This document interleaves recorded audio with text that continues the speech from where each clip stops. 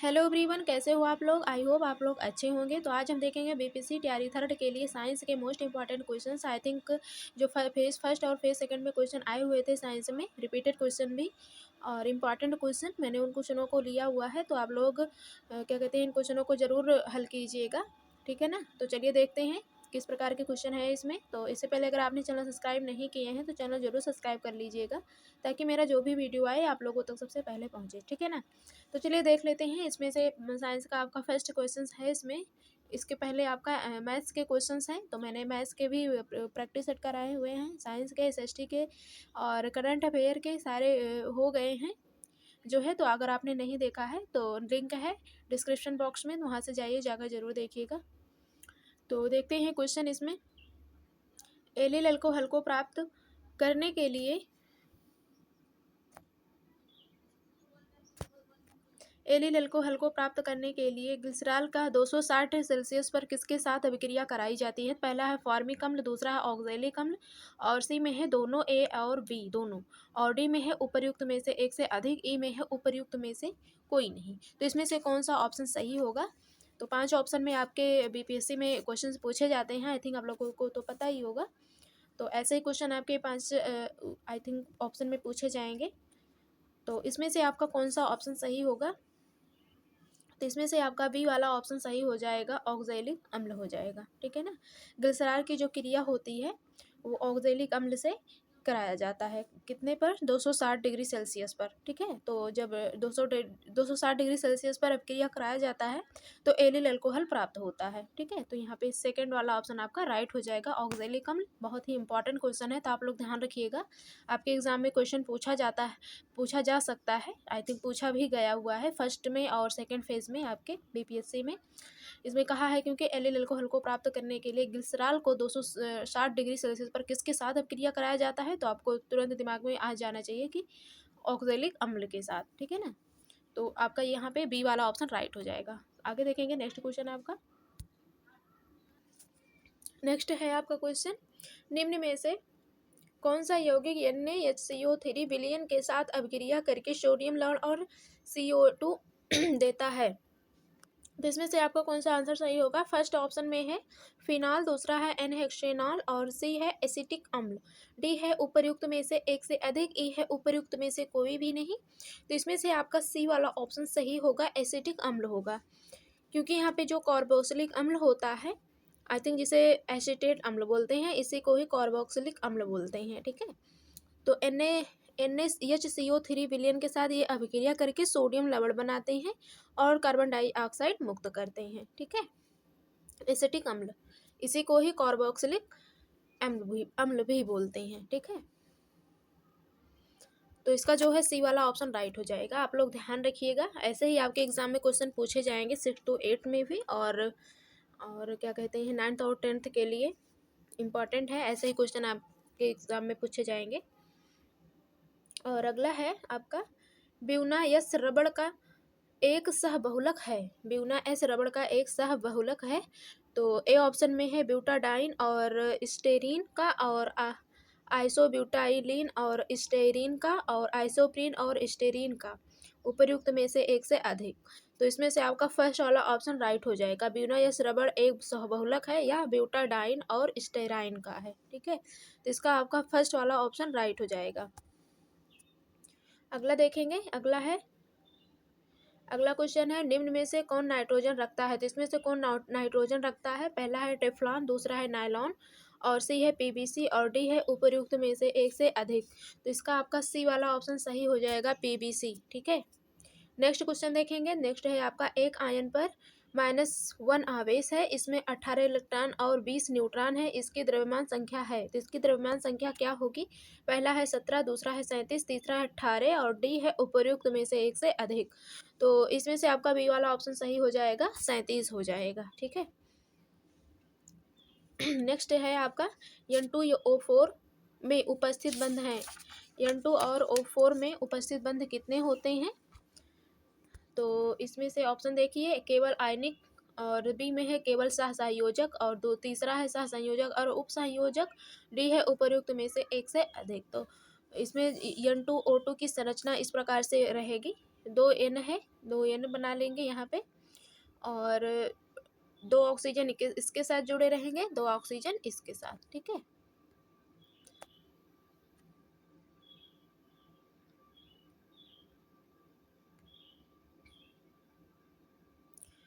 तो ये double bond के साथ रहेगा, ठीक है। तो इसी को ही सहसंयोजक, ये जो फर्स्ट ओनली वन बंध बना हुआ है इसमें, इसी को ही हम सहसंयोजक बंध बोलते हैं, सहसंयोजक योजक बंध बोलेंगे, ठीक है। तो इसका आपका 19 का बी वाला ऑप्शन आपका सही हो जाएगा, ठीक है ना। वो सी वाला आंसर सही हो जाएगा, सहसंयोजक और उप सहसंयोजक बंध बनेगा, ठीक है।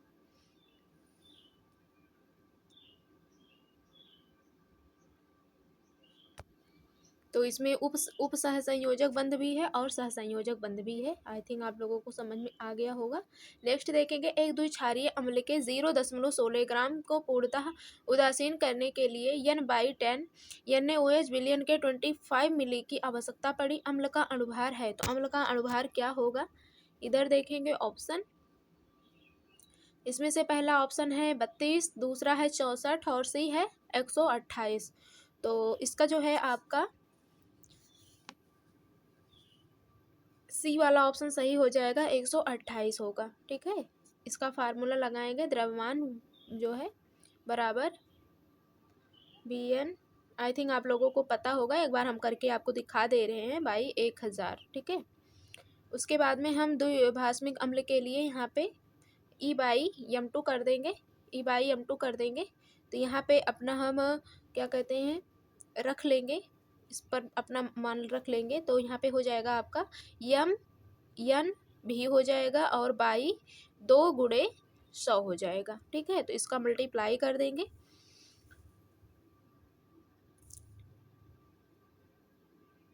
तो यहाँ पे आपका 100 हो जाएगा, वो 200 हो जाएगा यहाँ पे आपका। तो इसके बाद यहाँ पे आपका सी वाला ऑप्शन निकल कर आ जाएगा, आगे आप लोग हल कर लीजिएगा, ठीक है। नेक्स्ट देखेंगे,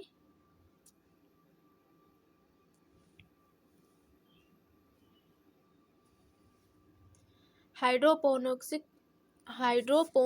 संबंधित है। हाइड्रोपोनिक्स संबंधित है, किससे संबंधित है, पहला है मिट्टी के बिना पौधे की वृद्धि, दूसरा है पानी के बिना पौधे की वृद्धि जो है, और सी है आवाज का पानी के साथ संबंध, और उपर्युक्त में से एक से अधिक।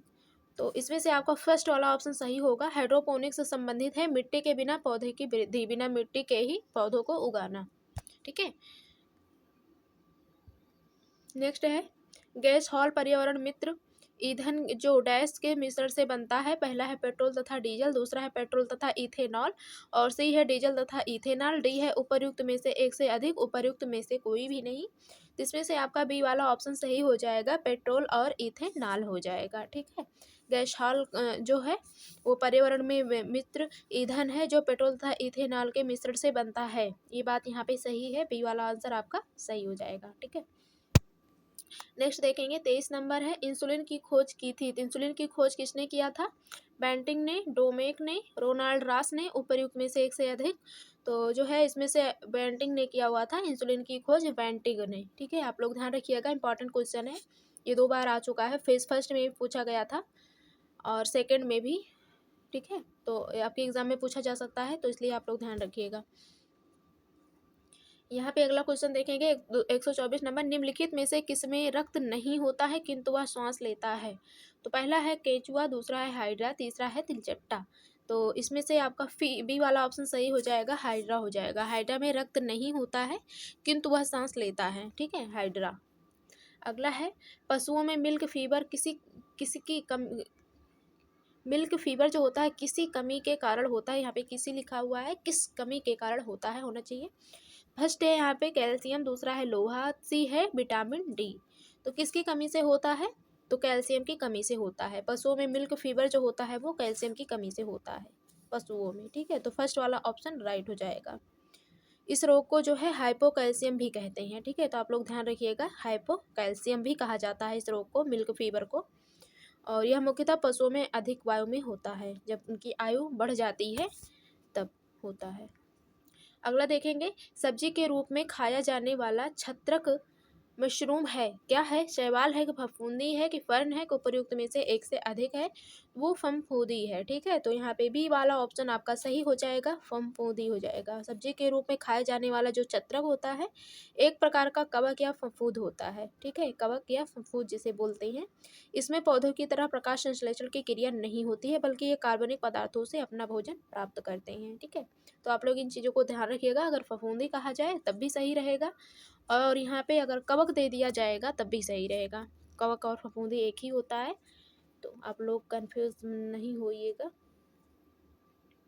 अगला देखेंगे, तो अगला है आपका, निम्नलिखित में से कौन स्तनपायी नहीं है? तो इसमें से कौन सा स्तनपायी नहीं है? पहला है वालरस, दूसरा है व्हेल और सी है नीली शार्क। तो कौन सा नहीं है? तो आपका यहाँ पे हो जाएगा सी वाला ऑप्शन सही हो जाएगा, नीली शार्क। जो नीली शार्क होती है वो स्तनपायी नहीं होता है। ठीक है, तो यहाँ पे आपका बी सी वाला ऑप्शन सही हो जाएगा। अगला है, अधिकतर पोषक तत्व रक्त में अवशोषित किए जाते हैं बड़ी आंत से, मुंह से, छोटी आंत से। कहाँ से अवशोषित किए जाते हैं?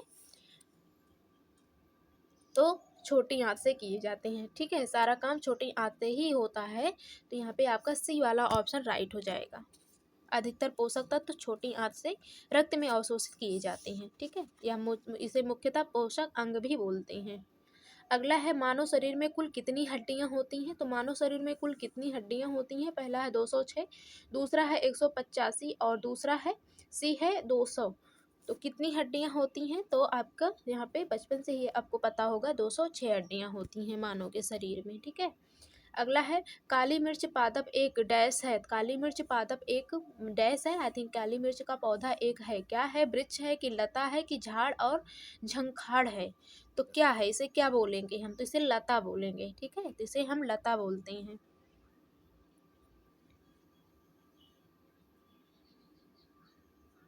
और इसका वनस्पति नाम क्या होता है काली मिर्च का? तो काली मिर्च का जो वनस्पति नाम होता है उसे पीपर नाइग्रम बोलते हैं। पीपर नाइग्रम बोलते हैं, आप लोग ध्यान रखिएगा। अगला है, नाइट्रोजन स्थिरीकरण में लेग हीमोग्लोबिन का मुख्य कार्य क्या है? लेग हीमोग्लोबिन का मुख्य कार्य क्या है? पहला है ऑक्सीजन का अवशोषण, दूसरा है जीवाणुओं का पोषण, तीसरा है जड़ों को लाल रखना और डी है उपर्युक्त में से एक से अधिक। तो आपका यहाँ पे फर्स्ट वाला ऑप्शन सही हो जाएगा, ऑक्सीजन का अवशोषण। फर्स्ट वाला ऑप्शन सही हो जाएगा। अगला है, निम्नलिखित में से ये कौन सा तना छिद्रक कीट के खराब रूप से प्रभावित होता है? गन्ना होता है कि आम की चावल? कौन सा होगा इसमें से आपका? तो यहाँ पे आपका गन्ना होगा। फर्स्ट वाला ऑप्शन आपका सही हो जाएगा, गन्ना होगा। अगला देखेंगे, आलू का उदाहरण है, रूपांतरित जड़ होता है। आलू होता है रूपांतरित जड़ के रूप में, रूपांतरित पत्ती होती है, रूपांतरित तना होता है कि उपर्युक्त में से एक से अधिक? तो जो आलू होता है वो रूपांतरित तना होता है, आलू को हम तना बोलते हैं। ठीक है, तो इसका आपका थर्ड वाला ऑप्शन राइट हो जाएगा। नेक्स्ट देखेंगे, नेक्स्ट क्वेश्चन है आपका, निम्नांकित में से कौन स्तनधारी नहीं है? यहाँ पे कहा है, मगरमच्छ, बाघ, मानव, उपर्युक्त में से एक से अधिक। तो कौन सा मच्छ, वो क्या कहते हैं, स्तनधारी नहीं होता है? तो मगरमच्छ सरीसृप वर्ग में आता है, जो कि ये स्तनधारी नहीं होता है। ठीक है, तो यहाँ पे आपका फर्स्ट वाला ऑप्शन सही हो जाएगा, मगरमच्छ हो जाएगा। अगला है, निम्नलिखित में से कौन सा प्राणी स्तनधारी नहीं है? मछली है कि चमगादड़ है कि व्हेल है? कौन सा स्तनधारी यहाँ पे नहीं है पूछा है? तो ये आपका हो जाएगा मछली। मछली जो होता है वो स्तनधारी प्राणी नहीं होता है। ठीक है, तो इसका आपका फर्स्ट वाला ऑप्शन राइट हो जाएगा, मछली। अगला है, निम्नलिखित में से कौन सी चीज भूमिगत खाद्य तना है? अदरक है कि शकरकंद है कि गन्ना है? कौन सा होगा? तो आपका फर्स्ट वाला ऑप्शन सही होगा, अदरक होगा। जो अदरक होता है वो भूमिगत खाद्य तना होता है। ठीक है, तो इसका फर्स्ट वाला ऑप्शन आपका सही हो जाएगा। अगला देखेंगे, तो अगला क्वेश्चन है आपका, मनुष्य नेत्र की मोतियाबिंद की शल्य क्रिया से शल्य चिकित्सक किसे हटाता है? तो पहला है रेटिना, दूसरा है लेंस की अतिरिक्त मांसपेशियां, सी है लेंस और डी है उपर्युक्त में से एक से अधिक। तो आपका यहाँ पे सी वाला ऑप्शन सही हो जाएगा, लेंस हो जाएगा। सी वाला ऑप्शन सही हो जाएगा। नेक्स्ट देखेंगे, नेक्स्ट क्वेश्चन है, इनमें से कौन कीट भक्षी पौधा नहीं है? पहला है पिक्चर प्लांट, दूसरा है हर्न वर्ट और सी है बटर वर्ट। तो कौन सा इसमें से वो क्या कहते हैं कीट भक्षी पौधा नहीं है? तो हर्न बर्ट नहीं है। ठीक है, तो आपका बी वाला आंसर सही हो जाएगा। हर्न बर्ट जो होता है ये कीट भक्षी पौधा नहीं होता है।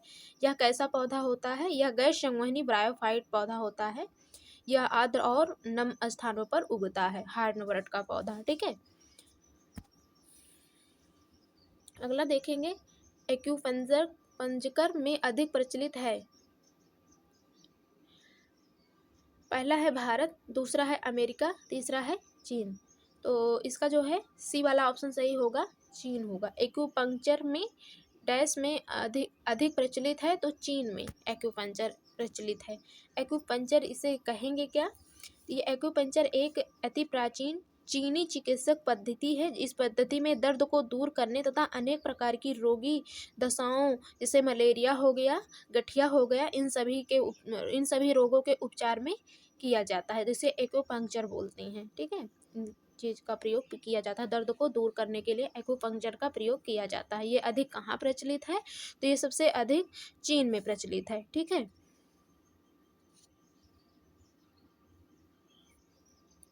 अगला देखेंगे, एंटीटॉक्सिन का इंजेक्शन किसकी रोकथाम के लिए दिया जाता है? Tetanus, tuberculosis, typhoid. तो किसके लिए किया जाता है?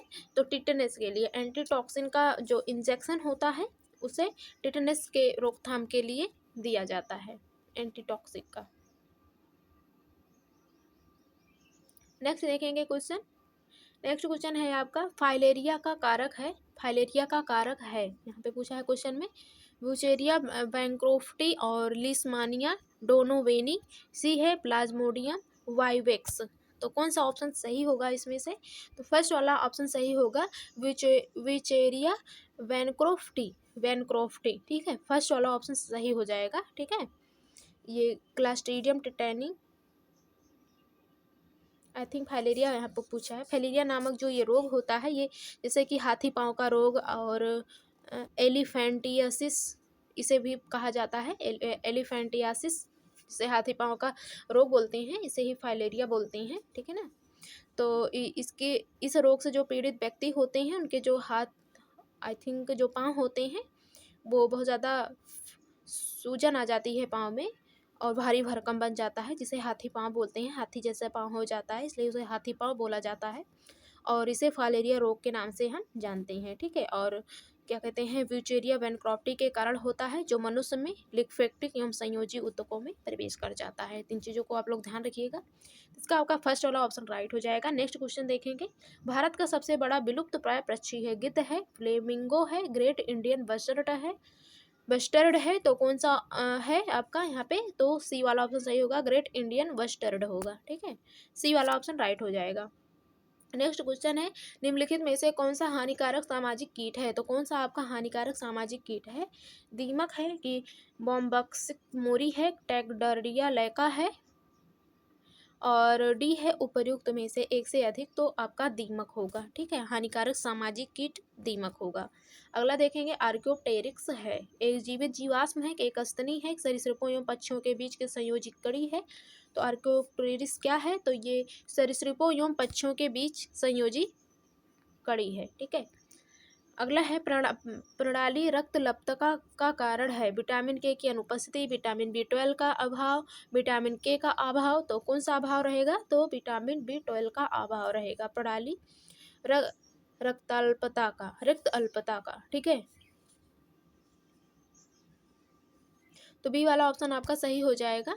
अगला देखेंगे, निम्नलिखित में से कौन से प्राणियों द्वारा किसी शिकारी से बचने के लिए विकसित प्रक्रिया है? दुर्गंधी रसायन का निस्सरण और जहरीली बलों का होना और क्या कहते हैं, अखाद्य पदार्थों का अनुहरण, उपयुक्त में से एक से अधिक।